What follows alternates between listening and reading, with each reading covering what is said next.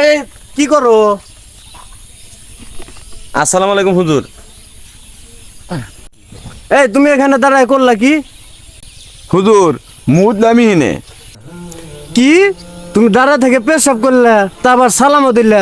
তুমি কি জানো না যে পেশাব করার সময় আল্লাহর নাম, রাসূলের নাম এগুলা নাম নেওয়া যাব না? তা আবার দাঁড়া থেকে সালাম দিতেছো, সালামের সময় তো পেশাবের সময় তো সালাম দেওয়া যাব না। তুমি কি এগুলা জানো? না হুজুর, আমি তো এগুলো জানি না। আমি এগুলো কিভাবে জানবো? তুমি এগুলা কিভাবে জানবে?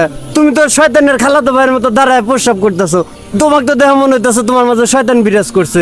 তুমি কি শেখার জন্য কোনোদিন কারো কাছে গেছো, কোনো ওলামায়ের কাছে গেছো যে ভাই আমি তো জানি না, আমার একটু শিখাও? তুমি কি এগুলা জিজ্ঞাসা করছো? করো নাই। তোমার তো জানার ইচ্ছাই নাই, তুমি জানবা কিভাবে?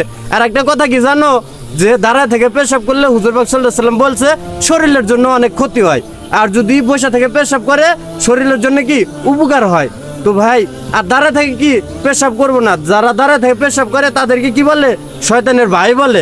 আপনি কি শয়তানের ভাই হইতে চান? মাশাআল্লাহ, চেহারা তো অনেক সুন্দর, কত সুন্দর চেহারা। এক যদি মানুষ শয়তানের ভাই বলে তাহলে এটা মানায়? হুজুর আমার ভুল হয়ে গেছে, আমি তো জানি না। এই যে হুজুর কান ধরে তো বললাম, আর কোনোদিন খারাপ পেশাব করবো না। তুমি তোমার ভুল বুঝতে পারছো, আশা করি আল্লাহ তোমাকে মাফ করবো। তো ভাই আমি যাই, আমার তারা আছে। আচ্ছা হুজুর, আমার জন্য দোয়া করে। আচ্ছা।